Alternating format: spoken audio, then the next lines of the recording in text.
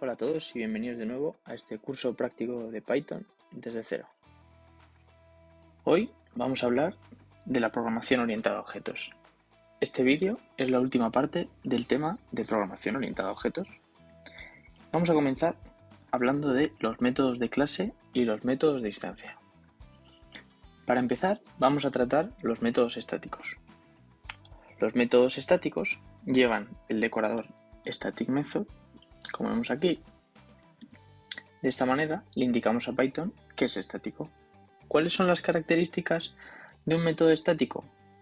Bueno, la primera y principal es que se le puede llamar sin tener una instancia.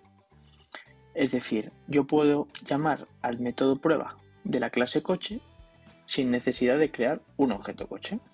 Además, estos métodos no pueden acceder a atributos y a otros métodos de la clase, ya que como no tenemos self, pues no podemos acceder. Como vemos aquí, en este método prueba, si yo quisiera acceder a, por ejemplo, la función self.muestra, ¿qué ocurre aquí? Como vemos, si nos ponemos encima con el ratón, nos pone self no está definido. Y es porque estos métodos estáticos no reciben como parámetro self. Y es por eso que no podemos acceder a otros atributos y métodos de la clase. ¿Qué es un método de clase? Bueno, un método de clase es este que vemos aquí, por ejemplo. Es un método que no depende de self, por lo tanto, no depende de que se instancie o no un objeto. Vamos a ver. Si yo llamo al método a ese atributo ruedas de la clase coche, si lo ejecuto, vemos que efectivamente me muestra el 4 y no he tenido la necesidad de crear un objeto coche. Por otro lado, los métodos de instancia son aquellos que necesitan que se cree una instancia, como por ejemplo puede ser en este caso color o marca, y son aquellos que van precedidos de self. Vemos que los métodos de clase, como por ejemplo ruedas, los podemos modificar de esta forma. Y de esta forma, si yo lo modifico y ahora el atributo ruedas de la clase coche es 13, vemos que si tras haber modificado el atributo ruedas de la clase coche, yo creo un objeto coche pasándole el color y la marca, vemos que si llamamos a ese objeto coche el atributo ruedas, también se ha modificado a 13. Es decir, desde ese momento, todos los coches que creemos, o sea, todos los objetos de la clase coche, van a tener el atributo ruedas igual a 13. Como comentábamos, la diferencia entre un método estático y un método que no es estático es que no hace falta instanciar un objeto para llamarlo. Vamos a verlo. Si yo intento llamar al método muestra con la clase coche sin crear un objeto, vemos que nos muestra un error y pone parámetro self requerido. Sin embargo, si yo llamo al método prueba y lo ejecuto, vemos que funciona correctamente. Vamos a hablar ahora del encapsulamiento. El encapsulamiento en programación lo que hace referencia es a ocultar el estado interno de una clase al exterior.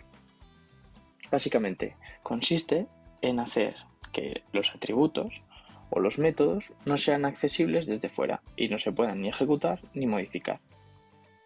Vamos a verlo con un ejemplo. De esta forma, si yo creo una clase y quiero acceder al método de clase y al método de instancia, a los atributos, perdón, vemos que puedo acceder a ambos y los dos me los muestra.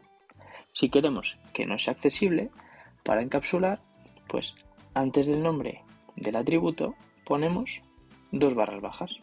Si lo ejecutamos, vemos que si llamamos al atributo ruedas, como no está encapsulado, se muestra. Si llamamos al método como tampoco está encapsulado, vemos que se muestra. Sin embargo, si empezamos a llamar, veamos, si llamamos al atributo de clase llantas, que le hemos encapsulado, vemos que nos salta un error y nos dice ese atributo no existe. De la misma forma pasa con la función prueba, que la hemos encapsulado y por lo tanto no nos permite acceder a ella. Incluso con el atributo de instancia variable que hemos creado aquí, al haberlo encapsulado, no nos deja acceder. Sin embargo, a estos atributos sí que podemos acceder desde dentro. Es decir, yo, desde la función método, puedo acceder al atributo prueba.